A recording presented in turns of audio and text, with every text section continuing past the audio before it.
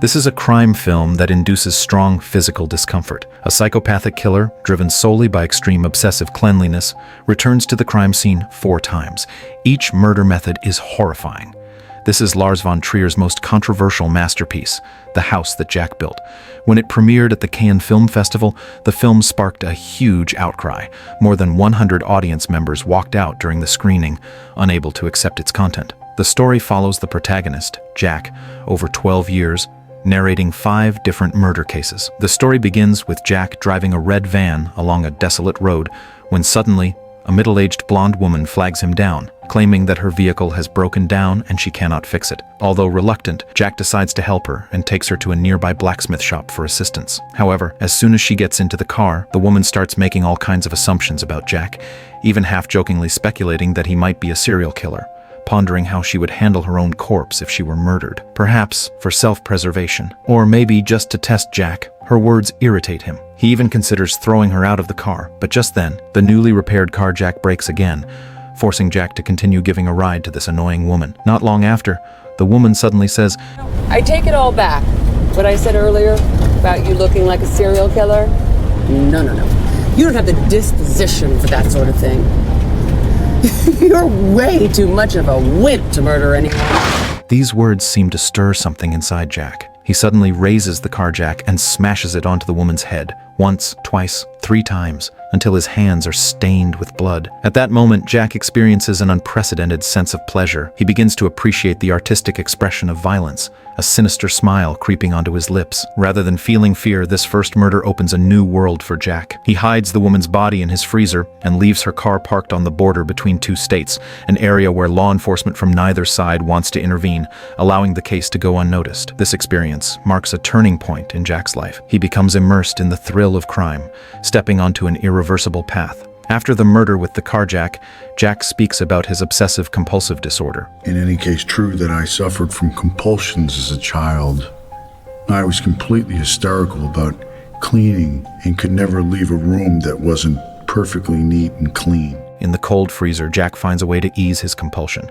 Although he appears to have tidied things up a bit, it is clearly not due to his compulsive tendencies. Especially after he kills the hitchhiking woman, the freezer takes on a deeper meaning. It becomes a gallery for his artistic collection. From then on, Jack conceives a grand idea: to interpret art through murder. He then begins planning his first deliberate homicide. On the street, Jack sets his sights on an elderly woman, Claire, and follows her to her home. As it is his first attempt, he pretends to be a police officer but fails to gain entry. However, he carefully notices a photo in Claire's home, quickly deducing that her husband has passed away. Using this information, he cleverly steers their conversation, attempting to lower her guard. Just then, Claire's neighbor walks by. Seizing the opportunity, Jack greets him, further easing Claire's suspicions. Once inside, as Claire turns to make tea, Jack rushes over and grabs her by the neck, but lacking experience, he trips and falls to the ground. Claire tries to escape, but is caught again by Jack, who strangles her until she gradually stops struggling. Just as Jack thinks he has succeeded, Claire suddenly gasps for air again, leaving him at a loss. Jack tries to cushion her head with a pillow, apologetically asking,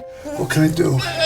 He even feeds her a donut. But when Claire attempts to get up again, Jack strangles her once more and decisively stabs a knife into her heart. After the murder, Jack retrieves a camera from his car, arranges the body on the sofa, and takes photos. Next, he wraps up the body, drags it to his car, and meticulously cleans the crime scene, wiping the floors thoroughly before leaving. However, once in the car, Jack cannot shake his anxiety about whether there are bloodstains on the carpet or under the lamp, so he returns to check. Finding no blood, he inadvertently dirties the floor again upon entering, forcing him to clean it once more. Then, another doubt creeps in. Did blood splatter on the wall behind the painting? To verify this, he returns once again. Naturally, there is no blood on the wall, but since he has walked in again, he dirties the floor, necessitating yet another round of cleaning. At this moment, a police siren blares outside. Jack quickly heads back to his car, ready to flee. He could have left immediately, but his compulsion resurfaces. Did he clean the spot under the chair? Although he had already cleaned it multiple times, he returns to check a 3rd time. By the time he is finally ready to drive away, a police car has stopped next door. Clearly, escape is no longer an option. Jack then makes an unexpected decision. He drags the body out of the car and hides it in the nearby bushes before returning to his vehicle to await the police. Since someone had seen him talking to Claire, he fabricates a story, claiming he knew Claire's husband and had come to discuss some matters. To further satisfy his obsessive-compulsive disorder, Jack even follows the officer back to the crime scene and loudly declares, fortunately for him, the officer is too young and inexperienced to suspect anything, allowing Jack to leave. However, Jack makes a fatal mistake. He chooses to tie the body to his car and drag it back to his freezer. As expected, a trail of blood stretches from Claire's home all the way to his hideout. Luckily, what he calls the Great Rain soon arrives, washing the blood away completely. This successful crime boosts Jack's confidence and sense of accomplishment. Even worse, he interprets the rain as a divine revelation. From then on, Jack becomes even more reckless. He not only cruelly murdered his own family, but also showed no mercy to innocent passers-by. It seemed that as long as someone displeased him, he would kill them without hesitation. Even more horrifying, after each murder, Jack would transport the bodies to his apartment, arranging them in eerie postures and taking photos as souvenirs. But Jack's madness was not solely driven by the pleasure of killing. The key reason behind his atrocities was he was trying to find inspiration for designing a house through murder. Yes, Jack was a highly talented architect, and his lifelong pursuit was to build a unique house that would satisfy his perfectionism. To achieve this dream, he felt compelled to kill repeatedly in search of inspiration, and his next target would be even more inhumane. This time, he set his sights on a single mother he was dating. Jack took her 2 children to the countryside for a hunting trip. To create an immersive experience, he gave each child a red cap and patiently taught them hunting techniques. However, in a shocking twist, Jack turned the gun on the children. The bright red caps became conspicuous targets. In sheer terror, the mother desperately shielded her children behind a mound of dirt, but one of the children tried to run. Jack promptly took aim at the red cap and pulled the trigger without hesitation. The boy collapsed, and his mother screamed, rushing toward her son's lifeless body. Then, in the next moment, her second child was also mercilessly shot down. Yet, the horror did not end there. Jack placed the 2 children's corpses at the dining table, forcing their mentally shattered mother to have dinner with them. Afterward, Jack asked the woman for her lucky number. Trembling, she answered. Jack then climbed a tower and began a countdown. As the countdown ended, he pulled the trigger without a shred of hesitation, ending her life in cold blood. Jack then arranged the mother and children's bodies alongside a dead crow, creating a grotesque and chilling scene. As the story deepens, Jack's obsession and delusions become increasingly severe. He longs to realize what he calls the art of destruction, even attempting to pay tribute to his idol, Hitler. He kidnaps 5 men, lining them up in his freezer, mimicking the formation of Nazi soldiers. His goal is to shoot through all their heads with a single bullet. However, the bullets he purchased are ineffective, forcing him to rob a store for armor-piercing rounds. During the robbery, he also murders a police officer and drives a stolen patrol car back to his freezer. But soon, the sound of sirens fills the air as more police arrive, cornering Jack. Perhaps subconsciously realizing that his capture is inevitable,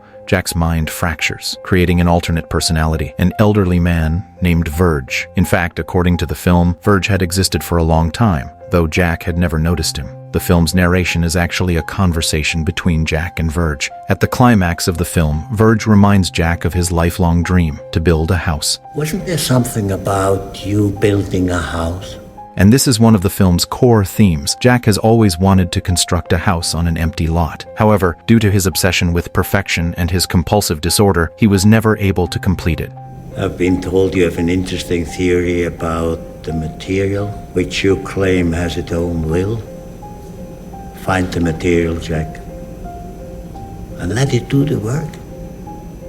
Under Verge's guidance, Jack suddenly has an epiphany. He then uses steel wires and the frozen corpses from his freezer as building materials, finally constructing his dream house. The next moment, the police storm the freezer, forcing Jack to flee with Verge into the sewer system. Yet, in reality, they never truly escaped. Instead, they drowned in the frozen river outside the sewer. Although Jack's life in the real world comes to an end, the movie does not. Verge leads Jack down into the depths of hell, unveiling the film's most profound religious symbolism. They arrive at a house, where through the window, Jack sees his version of paradise. However, Jack's soul is not worthy of entering. The vision of paradise stems from a childhood memory of Jack. In his village, men used scythes to harvest crops in unison. Their movements were coordinated, precise, as if everyone was working in perfect harmony, following the same rhythm. For someone with obsessive-compulsive disorder, such order and symmetry represented the ultimate form of perfection, something Jack had spent his entire life pursuing. However, this beautiful image ultimately became the starting point of Jack's murderous delusions. He believed that his act of harvesting innocent lives was the only way to achieve order, rhythm, and a perfectly structured world. Jack follows Verge to a broken bridge. Beneath the bridge is a bottomless abyss, while on the other side lies the entrance to paradise. But for someone like Jack, stepping into paradise is impossible, and so the bridge is destined to remain broken. Despite this, Jack stubbornly clings to his delusion and attempts to climb the steep walls to reach paradise. Verge warns him. Never successfully. But Jack disregards the warning and begins climbing. As expected, he loses his grip and falls, plunging into the endless void.